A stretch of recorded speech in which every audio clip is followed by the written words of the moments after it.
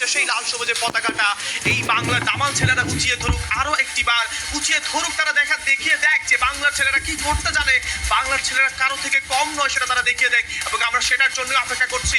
And এই মুহূর্তে কিন্তু কাস্টার প্রেডিকশন আজকে দিনে চলে আসবো, যেখানে ইলিশের সোয়াইটি আমাদের দাদা প্রথমেই রেখেছেন আর কেউ কাজুদেরকে টপ পজিশনে, সেকেন্ডে থাকবেন ব্রাজিলিয়ান ফ্লুক্সো, অ্যান্ড থার্ড পজিশনে রেখেছেন ব্রেট ক্লিফদেরকে। অ্যান্ড আরে এই যে তুমি কিন্তু নিয়েছো আসলে ইভোসদেরকে, অ্যান্ড ফার্স্ট প্রেডিকশন যেটা কিনা আমার মতনই, বাট সেকেন্ডে ফ্লুক্স এন্ড থার্ডে রেড ক্লিফ। জানতে চাই কেন আসলে ইভোস সবার উপরে থাকছে তোমার জন্য? খুব পছন্দের একটি দল অবশ্য সেটা বলা যায়, এবং তাদের ডমিনেশন বর্তমানে প্রেজেন্ট সিনারিওতে কতটা সেটা আমরা সকলেই জানি। অ্যান্ড ফ্লুক্সোকে রাখার পেছনেও একটা বড় রিজন হচ্ছে যে কালকে তাদের ডমিনেশন ছিল অন্য মাত্রায়। তাদেরকে আমরা খেলতে দেখেছি সেই শুরু থেকেই একটা কনসিস্টেন্সি মেনটেইন করে, অ্যান্ড থার্ডে সেখানে রেড ক্লিপ তো রেখেছে, বাট আইফারেস আপনি কিন্তু মাই ব্যাড ইভোসকে সেখানে রেখেছেন অ্যাস্টেক ওয়ান, অ্যান্ড সেকেন্ড পজিশনে অল গেমার্স গ্লোবাল কেও আপনাকে আমি রাখতে দেখতে পাচ্ছি, যারা কিনা ডে ওয়ানে কিন্তু টেবিল টপার ছিল।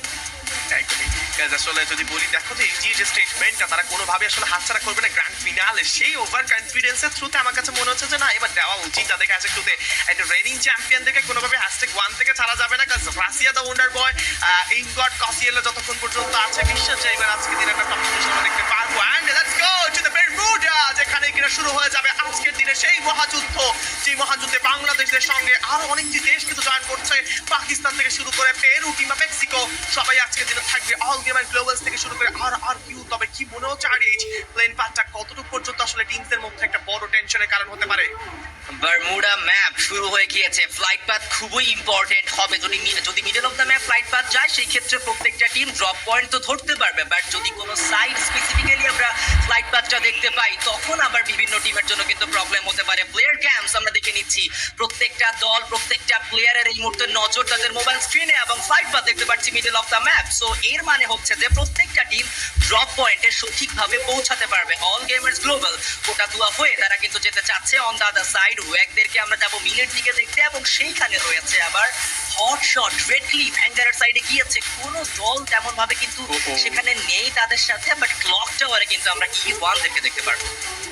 আর যে জিনিসটা মেনশন করতে হয় যে বাংলাদেশি লবিসগুলোতে যেটা দেখা যায় যে কর্নার বেসড এরিয়াসগুলোতে টিমসদের ল্যান্ডিং করা, বাট আজকের দিনে দেখো যে সবাই চাচ্ছে কিন্তু একদম মাঝামাঝিতে, বাট হয়তো আসলে আমার কাছে মনে হচ্ছে প্লেন পাতের কারণে বাট এবার কিন্তু রেড ক্লিফ আর রেইনবো সেভেনদের এগেইনস্টে কিন্তু ড্রপ ক্ল্যাশে যেতে পারে, পসিবল ড্রপ লোকেশন ফাইট আমি যতটুকু দেখতে পেয়েছি। রেড ক্লিফ উড়াল দিয়েছেন মুভিস্টার R7, বাট হটশটের পজিশনের দিকে তাকাতে হয়। আনাসকে প্রথমে নিয়ে নেওয়ার চেষ্টা, PLS1 যদি তাদেরকে কোনোভাবে আটকাতে পারে তাহলে কিন্তু একটা বড় সড়ো কিন্তু প্রেসার ক্রিয়েট হবে, এবং সেই সুযোগে কিন্তু হাসুকে নিয়ে নেওয়াটা পসিবল হতে পারে। স্টার্ট হবে এই মুহূর্তে লিখুন নকের মাধ্যমে, জেলাকে নক করে ফেলা হয়েছে। এই শট এই মুহূর্তে প্রোভাইড করবে মুভিস্টার R7 কে, এন্ড এই সাইডে কিন্তু জেমস কিংও ছাড়ছেন না, লিখুকেও কিন্তু একটা কাউন্টার তিনি দিয়েছে, ইনস্ট্যান্ট ফিনিশ করেছে। এন্ড হোপ যাবেন ক্লোজে, ডেলাকে নক করার পর কিন্তু ফিনিশ করছে না। গতকালকে সবথেকে বড় ভুল যেটা ছিল সেটা কিন্তু এই মুহূর্তে হচ্ছে, হ্যাক্সেকে পুরো দমে নাচর বান্দা করে ছাড়ছেন, পুরো দমে কিন্তু ধরাশায়ী করার চেষ্টা, but red cliff let's go Bangla দামাল ছেড়ে ক্লোজের মধ্যে যাবে, নক করার চেষ্টা, নক করেছেন hope, but that's the hope. হ্যাক্স যাবেন, নক করতে হবে Rex, you can do it Rex baddie, let's go. Exactly, game কিংকে আগে নক নিয়ে নেওয়া হয়েছে, বাট তাকে রিভাইভটাও করে ফেলা হচ্ছে। রেড ক্লিফ একটা ভালো স্টার্ট পেয়েছিল ডেলাকে ফিনিশ করে। অন দ্য আদার সাইড মিলের দিকে আবার দেখতে পাচ্ছি হটশট ওয়াগের ফাইটে থার্ড পার্টি করবে সেখানে ইভোস ডিভাইন ইতিমধ্যেই ঢুকে পড়েছে, এন্ড TQকেও সেখানে রিকল করে ফেলা হবে। সাইফা নিজের প্লেয়ারদেরকে রিভাইভ করে দিচ্ছে, এবং ইলেকট্রিক্যাল জোনটাও ব্যবহার করা হয়েছে ঠিক মিলের মধ্যেই। উপরে সেবাজকে দেখতে পারবো আমরা একটা অ্যাঙ্গেল তৈরি করে ড্যামেজ দেওয়ার try, but Loki MVP and লুসো দুজনেই কিন্তু সেখানে নক হয়ে পড়ে রয়েছে।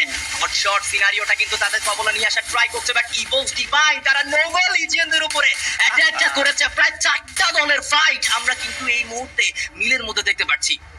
ওয়াক কি করবে WAG, ওই বোঝা কিন্তু লেফট থেকে প্রেসার করতে পারেন, হাতের মধ্যে একটা UMP রয়েছে, গ্রেনেডের প্রথম আক্রমণ যেতে পারে, সেখান থেকে শট হবে, রাশিয়ার হেডশট ছিল, নক নিয়ে নেওয়া হয়েছে। রাশিয়া তিনি করবেন পেছন থেকে একটা বড় প্রেসার, ওয়াকদেরকে পুরো দমে দুমড়ে মুচড়ে দিয়েছেন। রেডিং চ্যাম্পিয়ন অফ EWC 2025 কাউকে ছাড় দেওয়ার বান্দা নয়, কাজ দিস ইজ ইভোস ডিভাইন।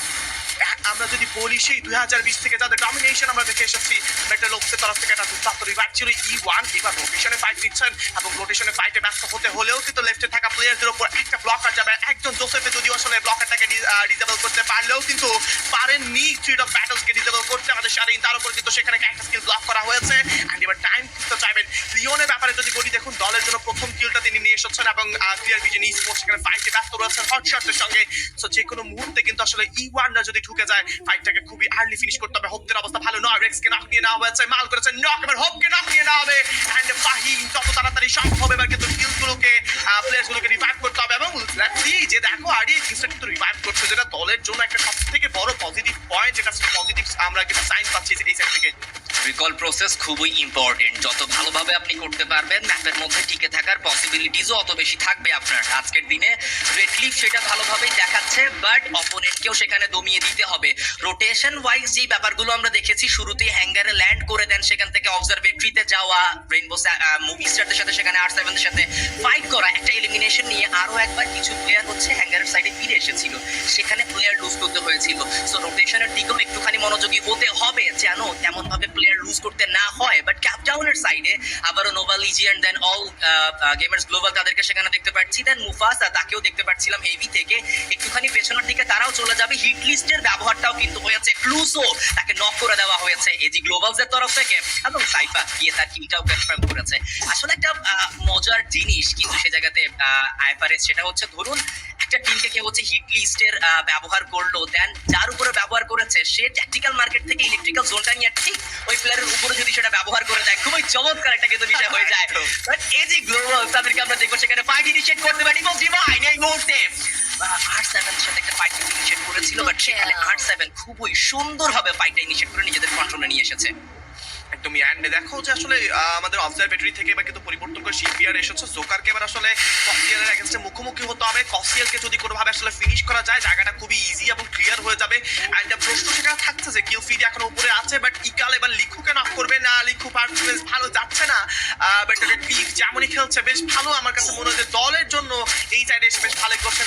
আর কি ক্রমশই কিন্তু তাদের সুযোগ বুঝে কিন্তু ও গেমস কিং ডেলা wide a perfect fight strategy, but রেক্সকে সেখানে নক নিয়ে নেওয়া হয়েছে, ইনস্ট্যান্ট ফিনিশ। যে জিনিসটা বলতে চাই, গতকালকে তুমি দেখেছো আরডিএইচ যে রেড হক্স এর ব্যাপারে, রেড হক্সটা ফাইট অনেকগুলো নিয়েছে, বাট 4v4 যে ফাইট গুলোতে ছিল সেগুলো তো বের করা পসিবল হয়নি। কিলস গুলো যেগুলো নক করেছে, আমি এমনও দেখেছি এইজিদের এগেইনস্টে কিংবা বুড়িরামদের এগেইনস্টে ভালো কিছু নক বের হয়েছে, বাট সেগুলোকে ফিনিশ করা পসিবল হয়নি। অ্যান্ড কিল ফিটটাও কিন্তু সেখানে অনেকটা লো পজিশনে গিয়ে শেষ হয়েছে। সো আজকে দিনে কিন্তু আরসিদেরও এমন অবস্থা হচ্ছে। দেখো আরসিটা শুরু ফাইটে কিন্তু কিলস গুলোকে অনেকগুলো নক ফিনিশ করতে পারেনি, ফিনিশের সুযোগ থাকলেও কিন্তু তারা হাতছাড়া করেছে। অ্যান্ড আমার কাছে মনে হয় যে দেখো আর কেউ যে কাজটা করতেছে, আর কেউ ইনস্ট্যান্ট কিন্তু যখনই নক করছে ইনস্ট্যান্ট ফিনিশ করছে। প্রত্যেকটা টিমের মেন্টালিটিটা এমন যে ভাই নক করবো ইনস্ট্যান্ট ফিনিশ করবো, দ্যাটস ইট। এক্স্যাক্টলি সেই মেন্টালিটিটা নিয়েই হচ্ছে এগিয়ে যেতে হবে। বাট এই মুহূর্তে গতকালকে আমরা R7 কে দেখেছিলাম যে তারা অত ভালো কিন্তু স্টার্ট পায়নি, ব্যাক টু ব্যাক দুটো ম্যাচে #12 এ তাদেরকে এলিমিনেট হতে হয়েছিল। বাট আজকের দিনের শুরুটা খুবই ভালোভাবেই করেছে দলটি। 7টি এলিমিনেশন বর্তমানে পুরো দলের কাছে রয়েছে। অ্যাগ্রেসিভনেসের দিক থেকেও তারা যথেষ্ট স্ট্রং। ইভোস ডিভাইন তারাও ফাইট ইনিশিয়েট করেছিল, টাইম টার্নারের ব্যবহার দেখেছি আমরা, সেখানেও ডমিনেট করেছে। ডেলার সামনে এই মুহূর্তে M God head to head একটা 1v1 ব্যাটল, বাট ইভোস ডিভাইনের কিছু প্লেয়ার পেছনে রয়েছে এবং R7 এর প্রত্যেকটা প্লেয়ার একসাথে গিয়ে আক্রমণ করবে। এইম গড গেমস কিংকে শুরুতেই পিক করলো একটা হেডশটের মাধ্যমে, উইকেট দিয়ে সেই হেডশটটা কানেক্ট করা হয়েছে, বাট এইম গড কি বাঁচতে পারবে? দেখে তো মনে হচ্ছে না। ডেলা এসিএটির হেডশটের মাধ্যমে তাকে নক ফিনিশ দুটোই কিন্তু সেখানে করা হয়েছে। কোসেলকে দেখবো, সে এগিয়ে যেতে চেয়েছিল, বাট বর্তমানে তাকে পিছিয়ে যেতে হবে কারণ তাকে কভার দেওয়ার মতো তার প্লেয়ার্সরা তার অ্যাঙ্গেলে নেই। কোসেল ডেলা অ্যাগেইন অন স্ট্রাইক, আরো একটা নক, আরো একটা ফিনিশ সেখান থেকে কিন্তু আমরা তার কাছ থেকে দেখতে পারবো। বাট গেমস কিংকে খুব দ্রুতই ম্যাচের ভিতরে ফিরিয়ে নিয়ে আসতে হবে। But look at the team R7 স্টার্টিংটা এতটা যদি বলি যে পারফেক্ট করেছে, এন্ড সেখান থেকে এই fight. But look at heavy sports পজিশনে হয়তো অ্যালেনের উপর একটা পুরো কনসেপ্ট আমার কাছে মনে হয় অ্যাট্রাকশনটা যাওয়ার মানে অ্যাট্রাকশনটা টেনে নেওয়ার চেষ্টা করছেন।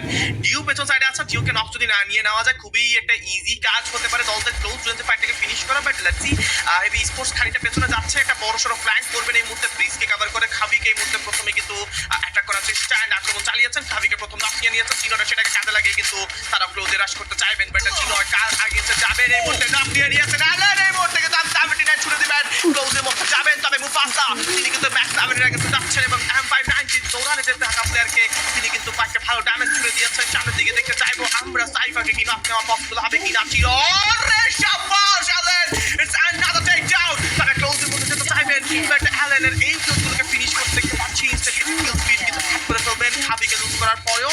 এবার খাবিকে রিভাইভ করা হবে অ্যান্ড এই সাইড থেকে অল গেমার্স গ্লোবালরা তাদের একটা প্লেয়ারকে হারিয়েছে, দুটো প্লেয়ারকে হারানোর পরেও কিন্তু heavy sports fight and full সোর্সের সঙ্গে ফুল হেলথের সঙ্গে কিন্তু তারা ফাইট করবেন। লোবস এক্সেল তিনি কিন্তু সেখানে আরেকবার ফাইটে মগ্ন হয়েছেন। কি প্ল্যানিং থাকছে কি আজকে কি আবার ফুকসুকে ফলো করার কোনো চিন্তা ভাবনা? বাট না গ্র্যান্ড ফিনালে যাদের আজকের দিনে কনসার্ন তারা কিন্তু এই মুহূর্তে হ্যাশট্যাগ লাভেনে ফিনিশ হয়ে যাবেন। রেজি গ্লোবালস আজকের দিনে শুরুটা হয়তো বা যেভাবে তারা চেয়েছিল ওইভাবে তারা করতে পারেনি। এলিমিনেশন ভালো থাকলেও সেখানে প্লেসমেন্টের দিক থেকে একটুখানি হলেও পিছিয়ে থাকতে হচ্ছে দলটাকে প্রথম ম্যাচে। বাট নোভা লিজিয়ান্স তাদেরকে এই মুহূর্তে আমরা দেখবো লঞ্চ প্যাড ব্যবহার করে তারা কিন্তু রিভার সাইডের ওই দিকটাতে চলে যাবে যেখানে তাদের জন্য আদৌ কোনো টিম রয়েছে কিনা তেমনটা তো দেখা যাচ্ছে না। বাট R7 তাদেরকে একটু ডিস্টেন্স আমরা দেখতে পারবো। সার্কেলটা গ্র্যাব করা সর্বপ্রথম সে কাজটা হতে হবে। মুফাসা সেখানে কিন্তু একটা হিট লিস্টের ব্যবহার করেছে অবশ্যই, এবং হেভি একটু আগে যে ফাইটটা ইনিশিয়েট করেছিল সেখানে অ্যালেন M79 এর ব্যবহার দেখিয়েছে খুবই ভালো। হেভির কাছে গতকালকেও কিন্তু খুব ভালো অ্যামাউন্টের পয়েন্ট, প্রায় 70-এর মতো পয়েন্ট কিন্তু তারা গতকাল সিকিউর করে নিয়েছে। আজকের দিনে যদি সেম অ্যামাউন্ট অথবা তার একটু কমও যদি সিকিউর করে যায় তাহলে I think so IFRS it's good point তাদের জন্য উইক 1 এর নকআউট স্টেজ ডে গুলোর জন্য। অ্যান্ড নোভা লিজিয়ান্স তাদের এই মুহূর্তে রোটেশনটা কিরকম হবে, কজ ডানে বামে দল ওইরকম নেই। স্ট্রেট ফরওয়ার্ডলি ঢুকলেও তারা ওপেন গ্রাউন্ড পাবে, কম্পাউন্ডের সংখ্যা একদমই কম। বাট সেই ক্ষেত্রে যদি ওয়াল ক্যারি করে তাহলে একটা সম্ভাবনা কিন্তু রয়েছে সেফ সার্কেল এন্ট্রি করার। নর্দার্ন সাইড পুরো খালি, বাট ফাইট চলছে। এর মধ্যে গ্রেনেডের আক্রমণ চলছে। রিপেয়ার রিদম থ্রো করা হয়েছিল, সঙ্গে কিন্তু ভিটিনের একটা গ্রেনেড যাবে প্রবেকে নক নিয়ে নেওয়া হয়েছে। শারিনা ক্লোজে ভিটিন থাকবে, ভিটিনকেও নক করা হয়েছে। ভিটিন না এবার তিনি যাবেন ইউনেসকে নক করার চেষ্টা, বাট ভিটিন তিনি কি পারবেন কিনা? এবার চার্জ বাস্টারের ব্যবহার, M590 ছেড়ে এবার কিন্তু চার্জ বাস্টার এসেছে, চার্জ করবেন অ্যান্ড ফিনিশ করে ফেলা হবে। ক্লিয়ার ভিশন ই স্পোর্টস যাদের একদমই স্পষ্ট দৃষ্টি, তাদের সেই দৃষ্টিভূত করেছেন এই মুহূর্তে E1 sports, the team from Brazil. আজকের দিনে যেন পুরো তবেই তারা অ্যাগ্রেসিভ হয়ে রয়েছে, তবে এই অ্যাগ্রেশন থামানো যাচ্ছে না। R7 অ্যান্ড আমরা যদি বলি দেখো RDH RRQ ফাইট হতে পারে, বাট ইভোসদের আইএনসে ফাইটে যাওয়ার সম্ভাবনা বেশি যদি আমরা সেখানে বিবেচনা করি যে সার্কেলটাকে যদি তারা আসলে আমাদের সার্কেল জোন ধরে ধরে যদি তারা যায় তাহলে সেখানে ফাইট হতে পারে ইভোসদের সঙ্গে। অ্যান্ড E1 স্পোর্টস তারা যে পজিশনে আছে সেখান থেকে আমার কাছে মনে হয় না যে কোনোভাবে পসিবল যে E1 দের সেখান থেকে নিয়ে নেবে। চার সবাই তিনি নক করেছেন রাশিয়া, তাকে ফিনিশ করতে দেখতে পারবো। লপেজ তাকে এই সাইড থেকে এলিমিনেট করে ফেলা হয়েছে। and he was probably the bye bye goes to the team and last moment এর শট আসবে এই সাইড থেকে এগিয়ে যাচ্ছে, একটা শট হবে এবং তারা থেকে ফিনিশ করবে Nova লিজিয়ান্সদেরকে and it's a finish, it's a booyah from team RRQ Kazu. First match, first Indonesian domination goes to this team. R